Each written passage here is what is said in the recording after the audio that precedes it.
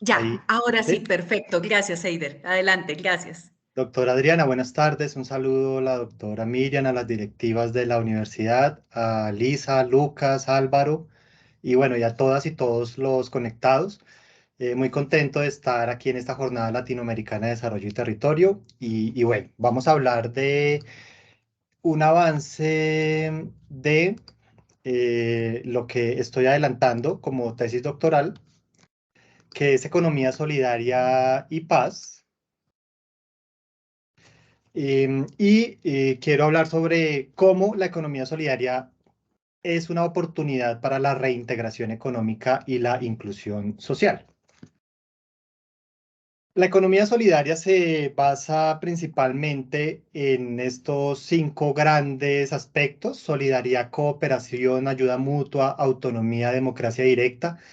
Cada uno de ellos contempla un desarrollo conceptual teórico muy importante, antiguo. Em, Creo yo que para nadie es un secreto que el concepto de solidaridad podría venir casi que de la mano con el desarrollo de Homo sapiens sapiens. De hecho, hay autores que plantean que si estamos en un estado de evolución, justamente es por esa capacidad para cooperar entre todos, para ayudarnos y para superar difíciles condiciones, teniendo en cuenta que solos quizá no podríamos hacerlo. Con base en estos conceptos, la democracia directa también allí como un tema importante, diferente a la democracia representativa, que es la que en el mundo hoy es común. La democracia directa representa un quiebre frente a la representativa, ya que nadie me representa, yo mismo me represento, yo como asociado, asociada de una organización, tengo la potestad de tomar decisiones sobre esa misma organización. Entonces, con base en estos conceptos es que desarrollamos pues el trabajo. En Colombia, la economía solidaria está reglamentada, está definida en la Ley 454 de 1998. Justamente su artículo segundo nos dice que es un sistema socioeconómico, cultural y ambiental. Allá hay 4 categorías importantes: la social, económica, cultural, ambiental, y después se suma la política. Es un sistema que no privilegia lo económico, sino que lo económico es una dimensión más dentro de 5 grandes dimensiones, y que este sistema es conformado por el conjunto de fuerzas sociales organizadas en formas asociativas, identificadas por prácticas autogestionarias solidarias, democráticas y humanistas, sin ánimo de lucro, por supuesto, para el desarrollo integral del ser humano como actor y fin de la economía. Es un modelo antropocéntrico, como vemos, su fin es el desarrollo integral del ser humano. Sin embargo, busca también una unión, una comunión con el ambiente, con otros actores no humanos, con el propósito de contrarrestar mm, consecuencias nefastas de un modelo económico como es el capitalismo, bueno, que tiene unas consecuencias que pues dan como resultado una población que ve disminuida su calidad de vida. ¿Para qué la economía solidaria en el mundo y no solamente en Colombia? Porque es un modelo que además tiene su base conceptual, formal, después de la revolución industrial, ya que este proceso eh, hizo que las condiciones de las personas, sus condiciones económicas, se vieran disminuidas, perjudicadas, y gracias a la organización en formas solidarias, pues pudieron salir adelante. En momentos de crisis en el mundo, Primera Guerra Mundial, Segunda Guerra Mundial, se ha visto que la economía solidaria por medio de las organizaciones solidarias ha sido una alternativa para reactivación económica en los territorios. Hoy, por ejemplo, la literatura ha argumentado que la economía solidaria sirve para una formalización laboral, cuenta con un enfoque de mejoramiento de vida gracias a esa visión integral que tiene del funcionamiento de la sociedad, a una reactivación económica. Justamente ahora, post pandemia, la economía solidaria ha permitido que una población vulnerable cuente con unos ingresos que ha posibilitado que no fuese peor la disminución de su calidad de vida. Aporta la cohesión social, y quizá esa sea una de las características más interesantes, a mi parecer, de la economía solidaria, justamente en una sociedad tan fragmentada como la colombiana. Aporta a la disminución del contrabando, a la organización del espacio público, porque trabaja con población informal, de vendedores informales, acceso a seguridad social, gracias a que también lo hace con base en lo que ha estipulado la Organización Internacional del Trabajo, que es una organización multilateral que apoya el fomento de la economía solidaria por parte de los gobiernos, una atención a población vulnerable, como lo he mencionado, una generación de ingresos que además es pronta, es rápida, lo que sirve para esta población vulnerable y aporta a la disminución de los niveles de pobreza y de pobreza extrema. Algunas cifras de la economía solidaria en el mundo para demostrar que no es un sector marginal, porque se tiene la idea de que como especialmente es dirigida a población vulnerable, que es un sector marginal que no aporta a la sociedad. Y ello no es así. Se estima que más del 12% de la población mundial es cooperativista, que existen 3 millones de cooperativas en el mundo y que mueven aproximadamente 2,14 billones de dólares al año. En Colombia existen más de 1.700 cooperativas que asocian a más de 4 millones de personas y generan empleo para más de 46.000 personas en el país. Los activos superan los 27.000 millones, aquí es una M, hay un error aquí. Los pasivos son superiores a los 15.000 millones y los ingresos a 18.000 millones. Son cifras de miles de millones de pesos y billones de dólares en el mundo, pues que demuestran que es un sector que tiene todas las posibilidades para aportar a la construcción social. Frente a la política pública y frente a los instrumentos de la política pública que se pueden adoptar para el fomento de la economía solidaria, pues traigo estas definiciones, que la política pública es un camino de interacción entre la sociedad y el Estado. Y esto me sirve allí para argumentar más adelante la construcción del documento COMPES 4051 que actualiza la política pública de economía solidaria para Colombia. También la política pública establece una serie de interacciones, alianzas y conflictos en un marco institucional específico entre diferentes actores públicos, parapúblicos, privados, para resolver un problema conectivo y es el marco principal para el análisis y estudio de políticas públicas que surge de la intención y prioridad de los gobiernos en la ejecución de sus funciones. ¿Qué instrumentos de política pública tiene Colombia hoy para el fomento de la economía solidaria? Instrumentos que fueron desarrollados durante los últimos 4 años y que ubican a Colombia en un buen lugar a nivel de Latinoamérica en la adopción de instrumentos de política pública. Uno, el Plan Nacional de Desarrollo del gobierno anterior, la Ley 1955 de 2019, que establecía en su artículo segundo las bases y en el artículo 164 de manera puntual el interés por el fomento de la economía solidaria en los territorios. Justamente el parágrafo primero de ese artículo 164 establecía la creación o la necesidad de crear una comisión intersectorial de economía solidaria del más alto nivel para, entre otras cosas, actualizar la política pública. Comisión que se creó por medio del decreto 1340 de 2020, una comisión que fue presidida o es presidida por la Vicepresidencia de la República, con todos los ministerios allí actuando, con la institucionalidad pública que fomenta la economía solidaria y que dio como resultado el COMPES, del cual hablaré más adelante. Otro instrumento es la Ley 2046 de 2020, conocida como la Ley de Compras Públicas Locales, que aporta los circuitos cortos de comercialización, que significa la comercialización justa, y cuando esa palabra justa se refiere a un buen precio al productor, eliminando al máximo la intermediación en la compra y venta de alimentos especialmente. Se ha calculado que la intermediación encarece en promedio una tercera parte de los productos, pero esa tercera parte no queda en manos del productor, sino de un intermediario. Justamente esos circuitos cortos lo que buscan es disminuir esa intermediación y que ese margen quede al productor.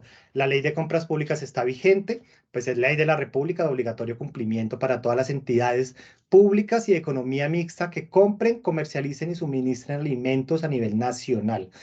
Está reglamentada por medio del decreto 248 y en resumen plantea que todas las entidades que compren alimentos para el cumplimiento de su misionalidad deben destinar mínimo el 30% de esa compra a las organizaciones de la agricultura campesina, familiar y comunitaria. Según el presupuesto general de la Nación, se estima que sumando las entidades del Estado que compran alimentos, me refiero al Instituto Colombiano de Bienestar Familiar, al Ministerio de Educación Nacional con su programa de alimentación escolar, al IMPEC con la alimentación de los penados, a las fuerzas militares, en fin. Esa demanda de alimentación al año suma unos 5 billones de pesos. Es decir, aproximadamente 1.5 billones de pesos estarían para destinarse a la agricultura campesina, familiar y comunitaria. Y hay que decir que estamos lejos, lejos de esa meta. Aproximadamente hoy se comercializan por circuitos cortos de comercialización unos 200.000 millones de pesos con datos del Ministerio de Agricultura. Así que hay un margen amplio para que desde la academia, desde la sociedad, hagamos veeduría ciudadana y que efectivamente se cumpla, por ejemplo, este instrumento que beneficia a la producción local. La ley 2069 es la ley conocida como ley de emprendimiento, que en varios de sus artículos también plantea el fomento de la economía solidaria, la disminución del número de personas que comprenden una cooperativa, pasando de 20 a 3, igualar las organizaciones de economía solidaria de las MIPIMES para que sean beneficiarias de procesos de adjudicación en contratación pública, y bueno, y otro tipo de artículos que también fomentan el sector. El PLANFES significa Plan Nacional de Fomento de la Economía Solidaria, uno de los 16 planes nacionales sectoriales del punto 1, Reforma Rural Integral del Acuerdo de Paz. Esos 16 planes nacionales sectoriales buscan cumplir con los compromisos del acuerdo y el PLANFES es uno de ellos que está adoptado, está en ejecución, que plantea un desarrollo del campo colombiano con énfasis en la asociatividad. Se estima que los 15 años de ejecución del PLANFES cuestan 1 billón de pesos y hoy se está ejecutando en el país sin el presupuesto suficiente para dar cumplimiento a las obligaciones. Esperamos que con el nuevo gobierno nacional se destine más presupuesto para dar cumplimiento al PLANFES. La comercialización también es importante. He mencionado y hay un plan nacional de comercialización que nace también del Acuerdo de Paz y la seguridad alimentaria. Estos tres planes nacionales sectoriales, PLANFES, comercialización y seguridad alimentaria, tienen como eje principal la economía solidaria como marco conceptual y también la economía solidaria es el marco teórico principal del punto 1 del Acuerdo de Paz, lo cual me parece muy importante. El COMPES representó la actualización de la política pública de economía solidaria. He mencionado que estaba allí la obligación en el Plan Nacional de Desarrollo, el decreto que crea la Comisión Intersectorial. Se trabajaron 3 mesas temáticas, una de fomento, educación, supervisión. Fue un ejercicio de construcción colectiva con participación de los gremios de la economía solidaria, del gobierno, por supuesto, la academia, la sociedad como el actor más importante. Tiene un horizonte de tiempo de 5 años de ejecución, 2021-2025, con un presupuesto estimado de todas las entidades que aportan al cumplimiento del COMPES de más de 74.000 millones de pesos en los 5 años.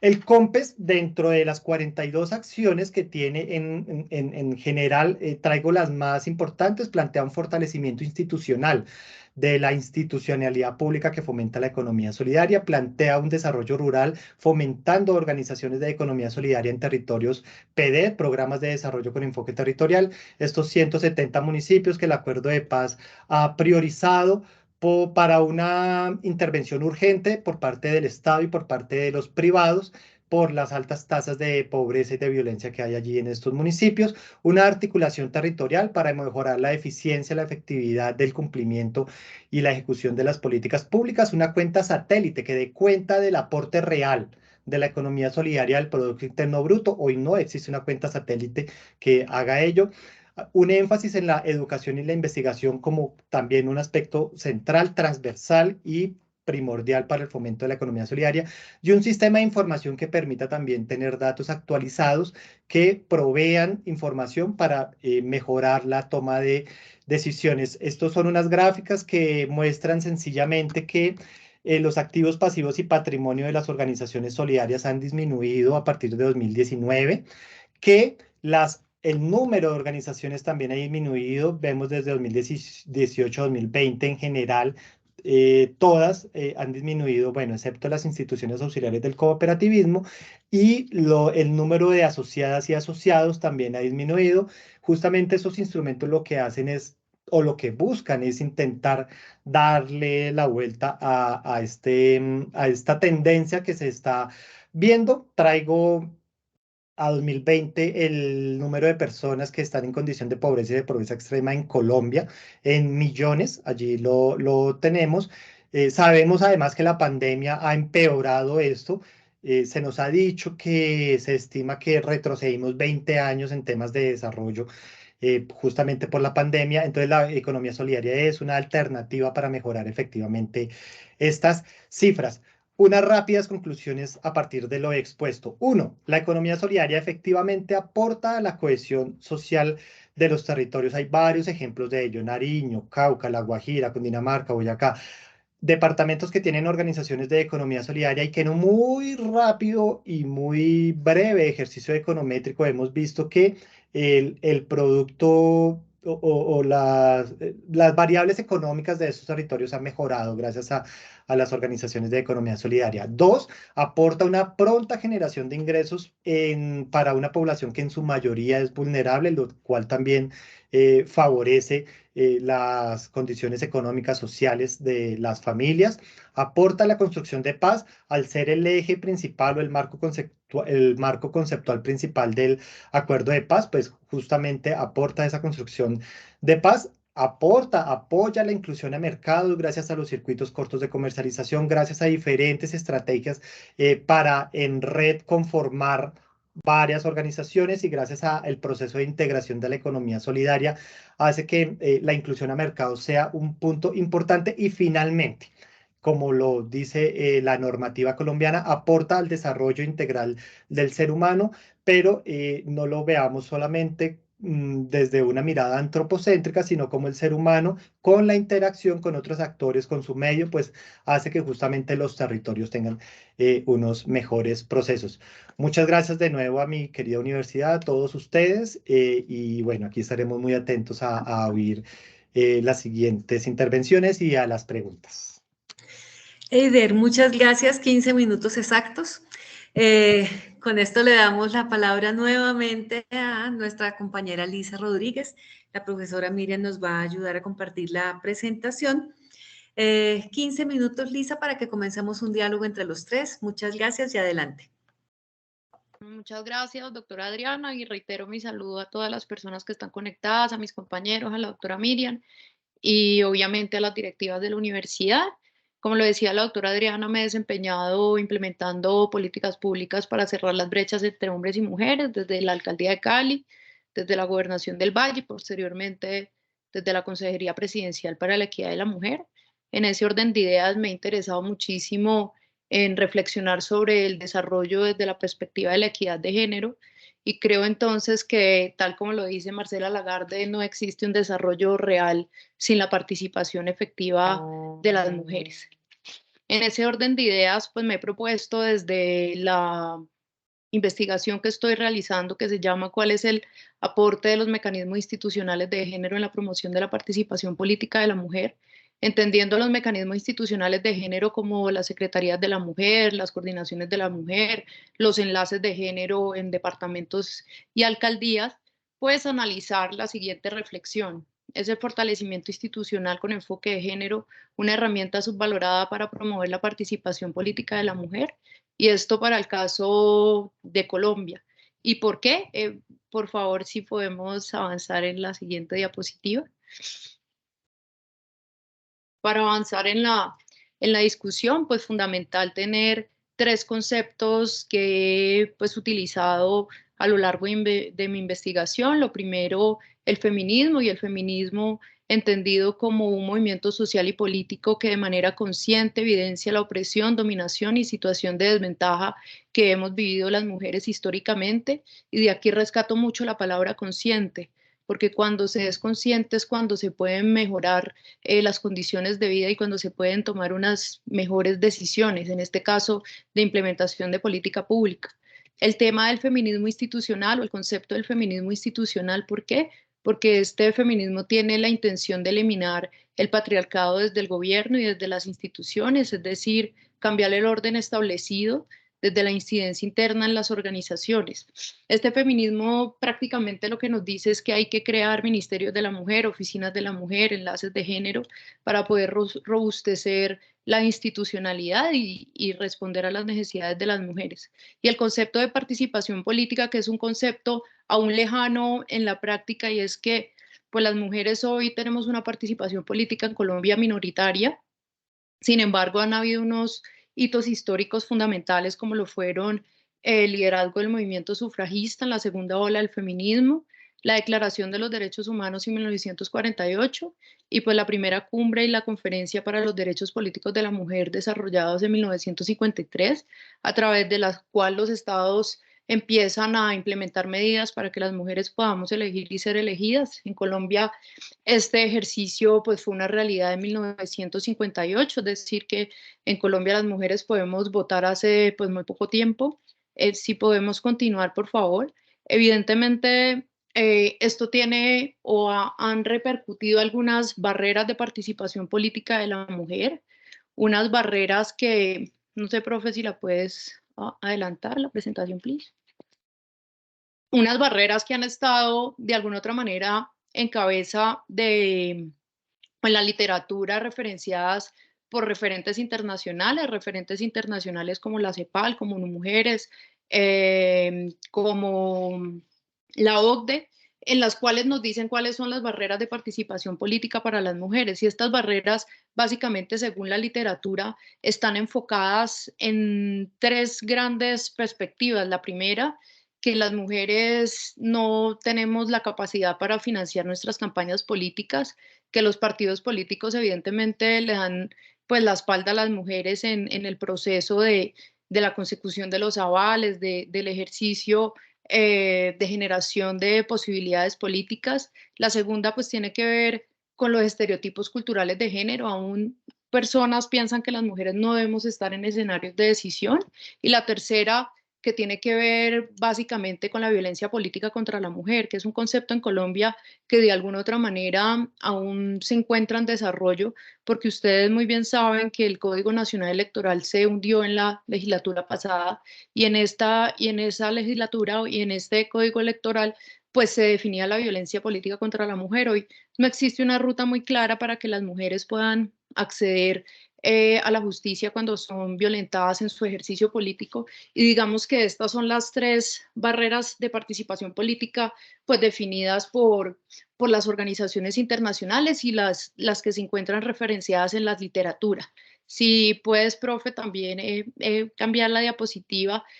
Sobre las barreras de participación política nos dice prácticamente lo mismo la Registraduría Nacional, quienes hacen un informe donde plantean por qué las mujeres en Colombia pues tenemos tantas dificultades para participar en igualdad. Entonces nos mencionan la escasa valoración de las capacidades y aportes de las mujeres, la falta de sensibilización entre las propias mujeres, la mayor dedicación de las mujeres a los roles del cuidado y otras problemáticas que van muy en la vía de los estereotipos culturales de género, la violencia política contra la mujer y la falta de financiación de campañas políticas. Sobre este ejercicio, pues el Estado ha invertido recursos en visibilizar la violencia política, en mejorar a través de campañas todo el tema de los estereotipos culturales de género y en formar a las mujeres que están participando en política para que puedan conseguir financiación.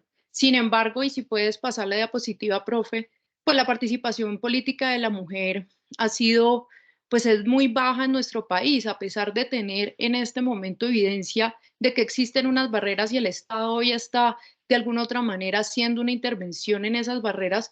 Pues hoy tenemos el 12% de mujeres electas en las alcaldías, el 6% de mujeres electas en las gobernaciones, el 18% de mujeres electas en consejos y asambleas, y hoy tenemos el 30% de mujeres electas en el Congreso de la República, cifra más alta que se ha dado en la historia. Sin embargo, estas mujeres que llegan hoy al Congreso de la República en su mayoría llegan por lista cerrada, y ahí también hay que invitar una reflexión, y es si verdaderamente las personas que votaron por la lista del pacto histórico votaron por las mujeres de la lista o votaron por el pacto histórico, por el proyecto político del hoy presidente Gustavo Petro.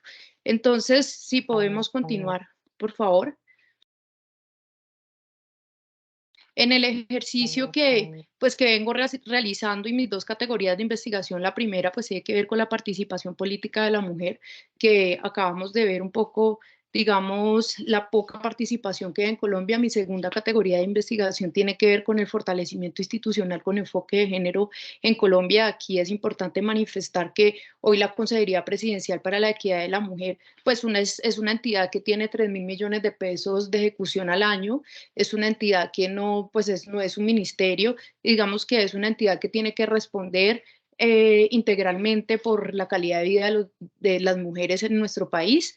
Y pues se ha hecho un ejercicio de robustecimiento del fortalecimiento institucional desde los territorios. Hoy solamente tenemos el 56% de secretarías departamentales de la mujer, el 50% de secretarías municipales en Ciudad Capital, pero esto es un ejercicio nuevo que se desarrolló durante la administración del presidente Iván Duque bajo el liderazgo de la vicepresidenta Marta Lucía Ramírez, quien empezó a fortalecer la institucionalidad pensando que al tener una institucionalidad fortalecida, pues se puede de alguna otra manera responder territorialmente de mejor forma a las necesidades de las mujeres. Por favor, continúa, profe. Y aquí pues me gustaría presentarles esta gráfica que hace parte del desarrollo del documento que estoy haciendo, del desarrollo de la... Y es que esta gráfica pues nos presenta que donde está el color azul más claro es una menor participación política de la mujer. Quiero ser muy clara que es participación política, no elección. Y en donde está el color más oscuro es la participación pues mayoritaria de mujeres, y se hace un cruce con donde está el punto rojo y es donde existen secretarías departamentales de la mujer. En ese orden de ideas, lo que de alguna otra manera he intentado y estoy evidenciando con el ejercicio que estoy haciendo es que las barreras de participación política de las mujeres que están referenciadas en la literatura obviamente son unas barreras que existen y que necesitan una especial atención por parte del Estado, pero el aporte de mi investigación tiene que ver específicamente que hay otros criterios para disminuir las barreras de acceso a la participación política de la mujer. Los nuevos criterios pues tienen que ver con el fortalecimiento institucional con enfoque de género. ¿Y por qué un nuevo criterio? Porque a hoy no se ha hecho el cruce entre estas dos categorías y de cómo donde existen secretarías de las mujeres hay una mayor participación política de la mujer. ¿Y por qué hay una mayor participación política de la mujer? Porque uno de los objetivos de las secretarías departamentales o municipales de la mujer es la promoción de la participación política de la mujer. Entonces, en los departamentos y municipios donde no existen referentes institucionales de género, pues las mujeres no tienen una oferta institucional para formarse y hacer parte del escenario político. Con esto no estoy diciendo que es una única relación, pero que el aporte de los mecanismos institucionales de género, pues digamos, de alguna otra manera robustecen la investigación que se puede hacer y que se canalicen los recursos, además de considerar las barreras de acceso a la participación política de la mujer, como la violencia política, los estereotipos de género, la falta de financiación política, que el Estado de alguna otra manera evidencia el criterio de fortalecimiento institucional y robustezca la oferta para las mujeres y para avanzar hacia la equidad de género en participación política para las mujeres en Colombia. Entonces, básicamente, no sé si me pasé del tiempo, pero esta es la presentación. Muchas gracias, Lisa. No, te pasaste del tiempo, perfecto. Muy juiciosos los tres. Quisiéramos tener mucho más tiempo para el diálogo, pero sé que tenemos que hacerlo de manera ágil. Por lo tanto, me voy a permitir formularles las tres preguntas de una vez, con la posibilidad de que puedan responder algunas o apartados de las preguntas de sus colegas. Primero, nos vamos con lo más conceptual, comenzando con Lucas. Y es que de esta misma manera se dio el desarrollo de estas propuestas, estos aportes para el desarrollo. Lucas, conocedores de las disputas entre el conocimiento empírico y el positivista, me voy a pensar en lo que tú decías que discutías con la doctora Miriam.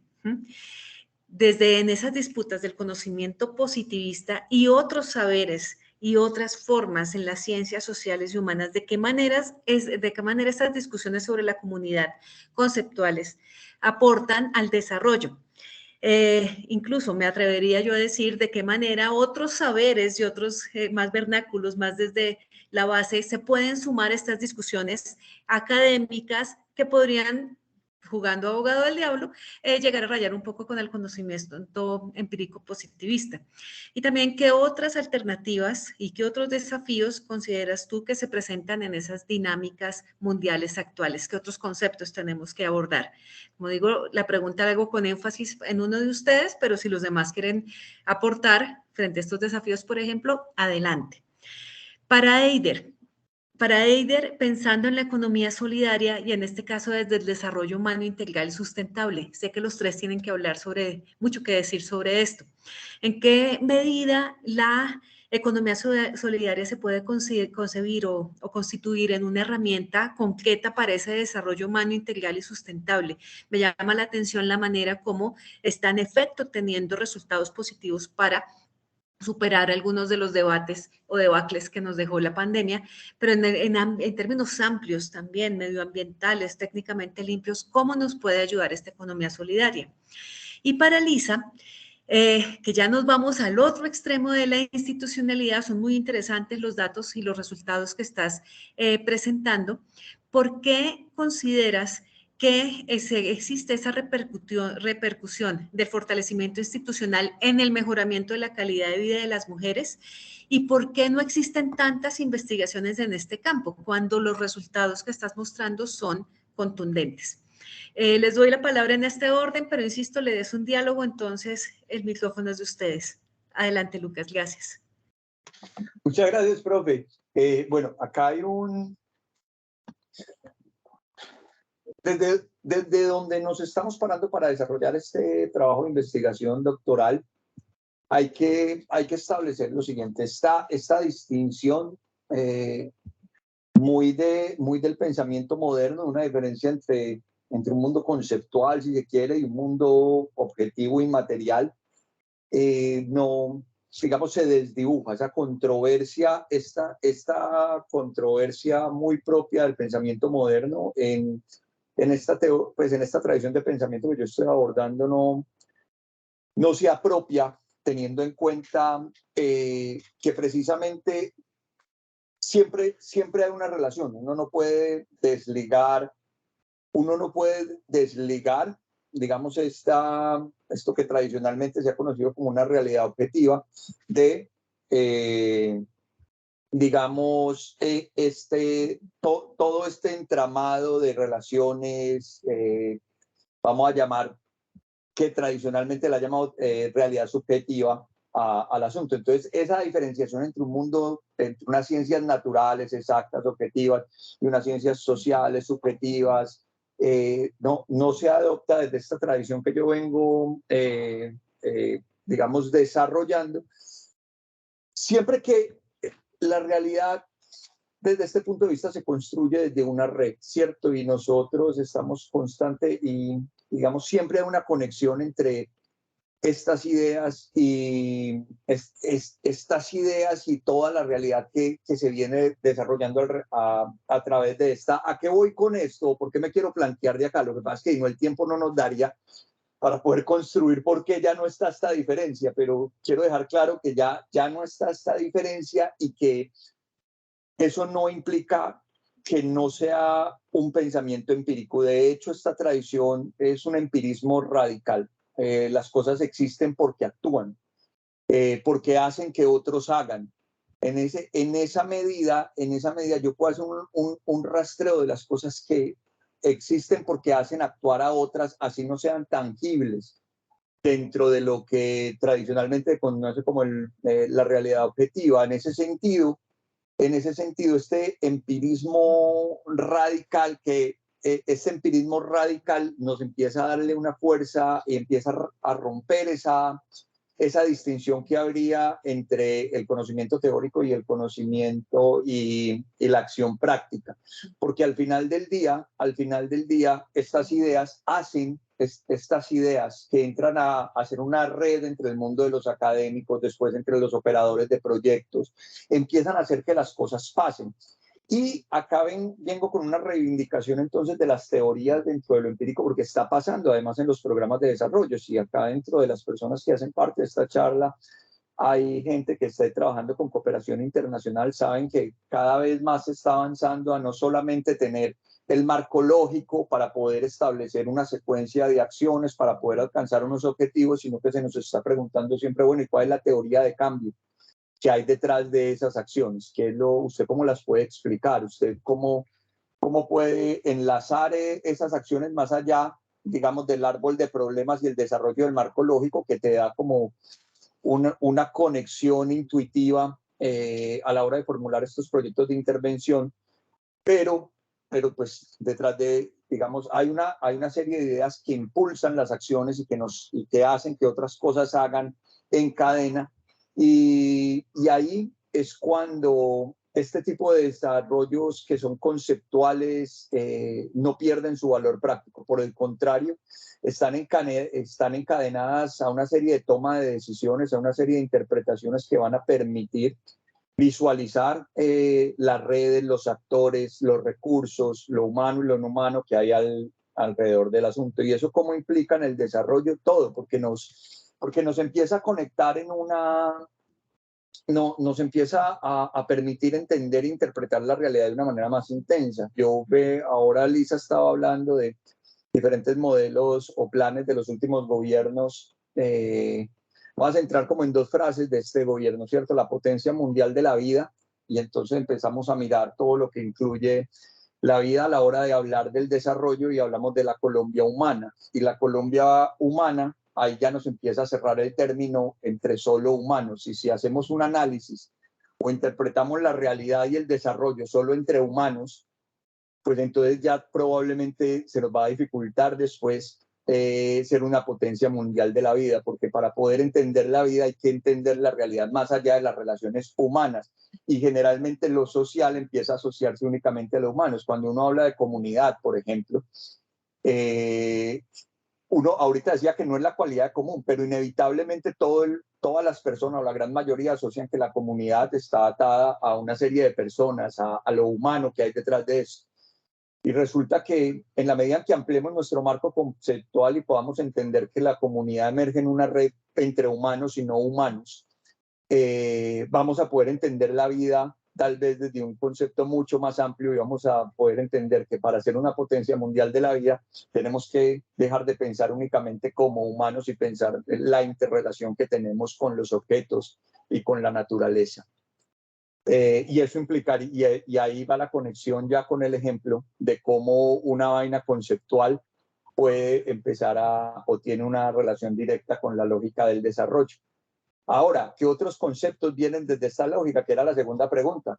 Por ejemplo, el de instituciones, que es muy reciente en el pensamiento de Roberto Espósito. Apenas el año pasado está de frente con qué es el concepto de institución y separar la institución de los órganos o de las entidades, y empezar a entender la institución como esas relaciones dinámicas que se generan sobre aspectos muy concretos, y cómo se puede institucionalizar la vida, volviéndola a conectar con el ejemplo que teníamos. Entonces, siento que de pasar de la idea de comunidad o del comunitas, que es muy de Roberto Espósito, al de instituciones, por ejemplo, podría empezar a agregarle mucho valor a lo que vengo desarrollando.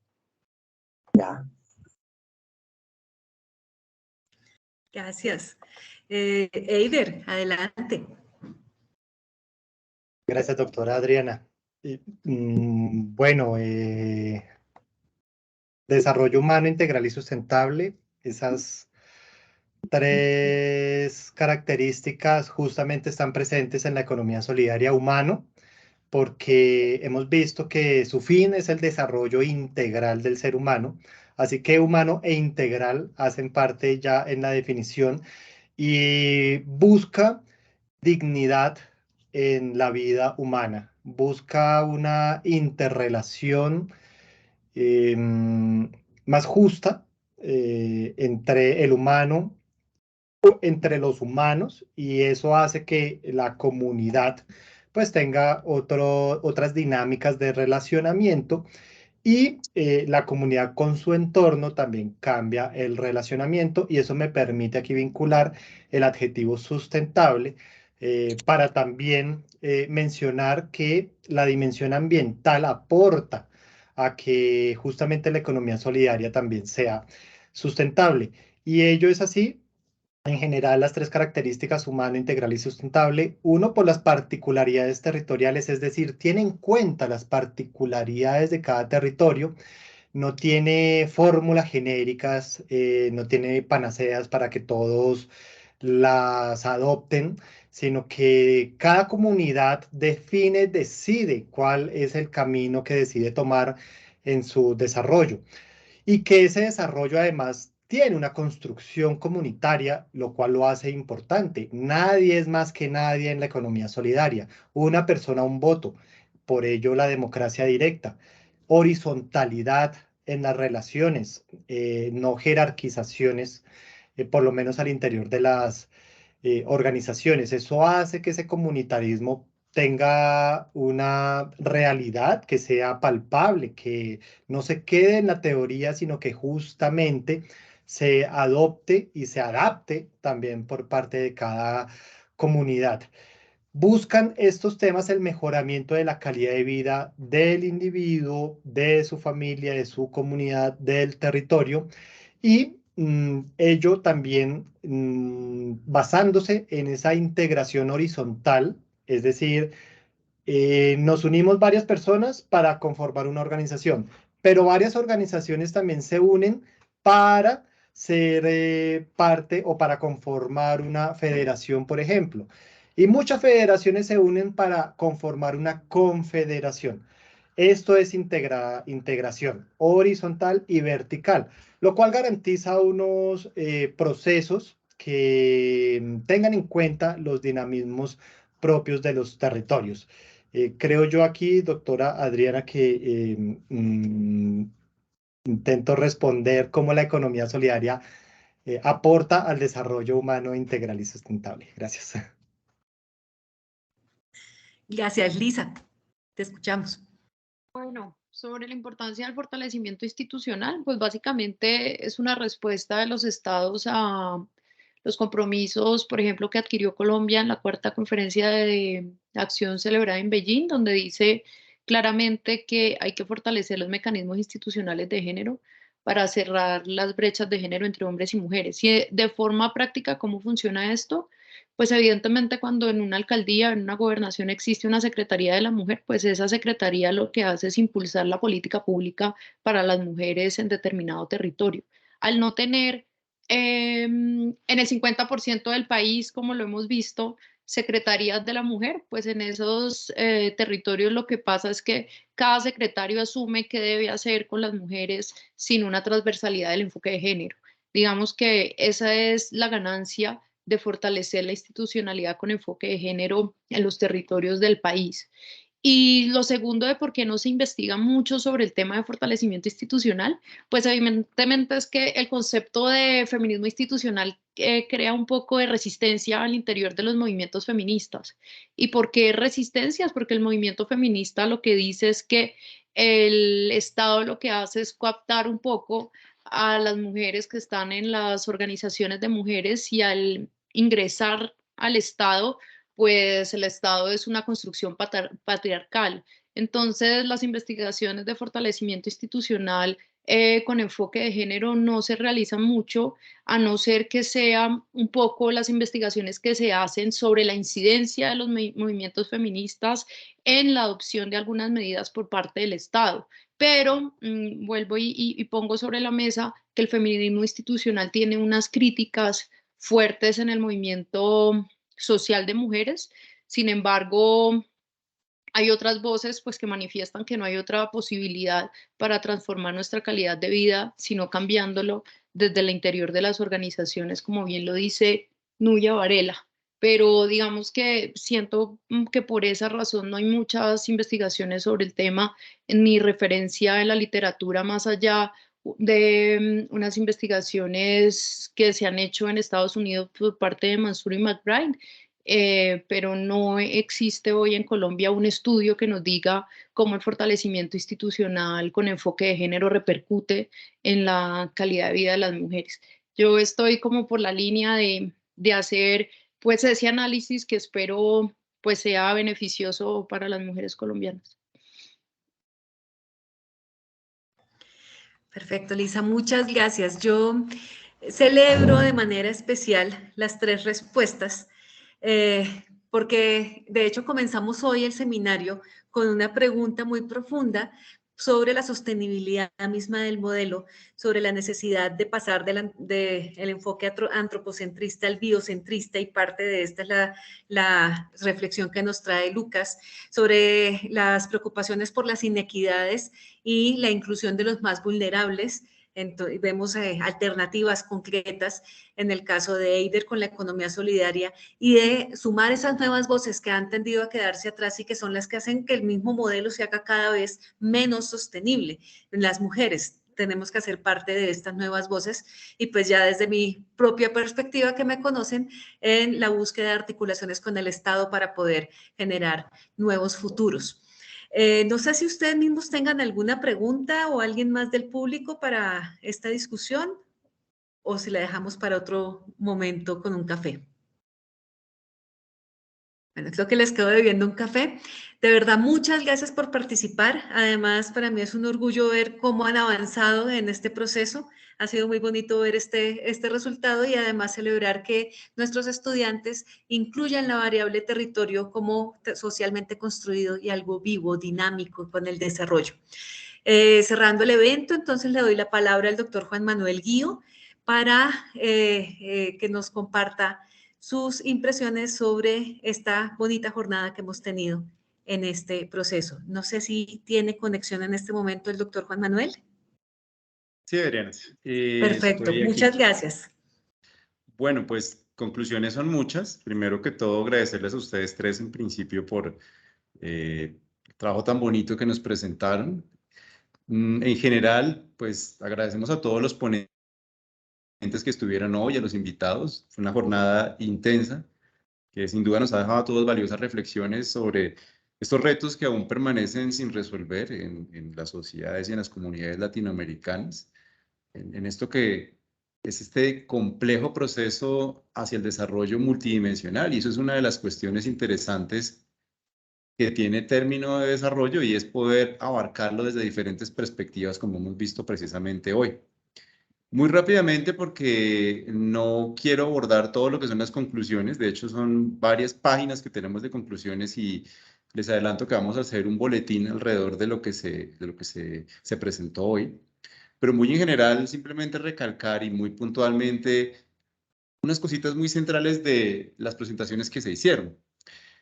Comenzamos la jornada con la presentación de la doctora Sadia Sánchez, en la cual se abordó el tema de la integración regional, analizándolo desde una perspectiva de derechos y con un sentido hacia la transformación orientada con la desnaturalización de las desigualdades, es decir, viendo las desigualdades como un proceso equivocado que simplemente se ha tendido a normalizar. Y cómo, además, la pandemia del COVID-19 fue un factor importante que ayudó un poco a evidenciar la existencia de estas desigualdades. Entonces, una de las cosas que ella mencionaba muy puntualmente son los desafíos. Ella mencionó muchos desafíos, pero uno de los que se me vienen a la cabeza en este momento muy rápidamente son el cambio climático, la desigualdad en la concentración de la riqueza, la vulnerabilidad de las poblaciones más indefensas. Y a partir de esto, básicamente lo que encontramos acá es que ella propone unos ejes temáticos a partir de los cuales se debe trabajar en ese sentido de integración regional, con un énfasis hacia la disminución de las desigualdades, que nos mencionaba sobre el lugar primordial que debe tener en la agenda el cambio climático, la integración regional como mecanismo para poder solucionar los problemas de manera conjunta. Ella defiende fervientemente la idea de la regionalización como un camino para lograr esos objetivos. Y también cómo el desarrollo de las industrias culturales y creativas hace parte precisamente de lo que se conoce como desarrollo económico sostenible. Posteriormente vimos la presentación del doctor Alejandro Schweitzer, que nos habla acerca de un nuevo consenso, más como un acuerdo social que como una imposición, en la cual lo que se propone es algo muy radical y es reformular todo el modelo civilizatorio. Y nos hablaba un poco acerca de esa expansión capitalista en el mundo enfocada en los siglos XVII hasta el siglo XIX y esas prácticas extractivas que se estaban viviendo y cómo se podía tratar de buscar un nuevo paradigma en el cual se buscase más un modelo consensuado. Posteriormente tuvimos la presentación del doctor Woody Edson Luidor, en el cual nos comentaba un poquito la importancia de reconsiderar esa noción de identidad en la función de la desaparición de los límites que existen entre Estado y nación, o esas diferencias que son a veces difícilmente perceptibles, tienden a confundirse. Y nos contaba un poco desde su perspectiva cómo el Caribe en particular tiene una historia profundamente heterogénea entre los procesos de mestizaje y cómo esa historia debe tenerse en cuenta a la hora de considerar su rol y sus efectos en las migraciones en América Latina. Fabián Gamba nos hizo una presentación muy importante acerca de la diferencia en orientación sexual y cómo persisten todavía una cantidad enorme de diferencias sobre la manera como se perciben, tanto desde la perspectiva social como la perspectiva pública. Posteriormente, nuestros invitados del grupo de trabajo Claxo, Fronteras, Globalización y Regionalización en el continente americano, nos hacían una presentación muy extensa en la cual se comentaba la idea de cómo la expansión del capital transnacional en el continente americano establece una trama compleja de infraestructuras jurídicas, físicas, materiales y de seguridad. Y es un trabajo que se enfoca mucho en estas contradicciones entre el capital transnacional y las políticas gubernamentales que se perciben dentro de los sectores subalternos, los trabajadores, los campesinos, los sectores populares. Y a partir de un trabajo que va mucho más allá del enfoque metodológico, propone una filosofía sobre la praxis, en un sentido muy amplio sobre la construcción de una comunidad como un esfuerzo conjunto. Y nuevamente esto conecta un poco lo que los expositores anteriores estaban tocando, la necesidad de una identidad de comunidad en la propuesta de desarrollo que se debe buscar. Y finalmente, pues recojo muy rápidamente las presentaciones de nuestros 3 estudiantes del doctorado. Los felicito a propósito, de hecho, pues muy orgulloso verlos presentar y con esa soltura y solvencia con que lo hacen. Muy contento de ver la presentación de Lucas sobre el conocimiento positivista y cómo expone ese dilema entre lo teórico y lo práctico, entre la subjetividad y la objetividad en las ciencias sociales. La presentación de Eider sobre la economía solidaria como un mecanismo de desarrollo que promueve una alternativa participativa comunitaria. Y por supuesto el trabajo de Lisa en ese trabajo sobre desigualdad de género que abarca una perspectiva en política pública sobre el fortalecimiento institucional en la perspectiva de género. Y pues agradecerles de verdad todo el trabajo que han hecho, todos los comentarios, las respuestas que han dado, pues nos sentimos muy felices de poder haber compartido esta jornada con ustedes. Nuevamente me uno a lo que dice la profesora Adriana, esto es algo que se debe discutir en un contexto más amplio, pero también más relajado, con un café. Y pues les agradecemos todo el equipo de los posgrados en Desarrollo y Territorio, sus profesores.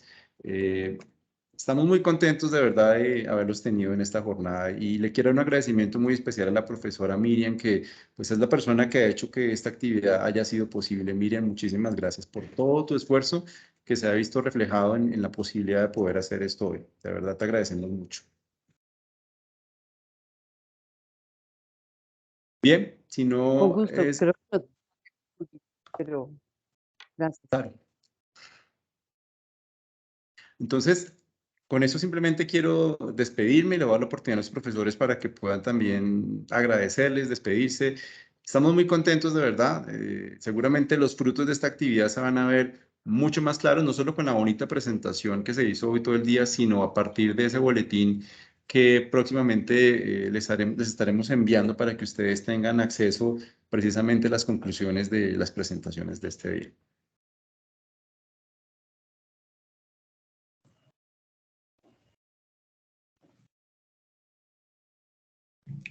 Muchas gracias, felicitaciones Miriam, gracias a todos. Que tengan una buena tarde, no sé si me escuchan, pero si no, chao. Gracias a todos y a todas, feliz fin de Sí te semana. escuchamos, profe. Ah, bueno, listo, es Vale. que se me fue el internet. Muchas me tocó gracias. acá. Feliz resto de día. Que estén muy bien. Gracias igualmente. Buen fin de semana, que se repita pronto, muchas gracias. Gracias, Adriana, igualmente para todos. Gracias y buenas noches. Chao.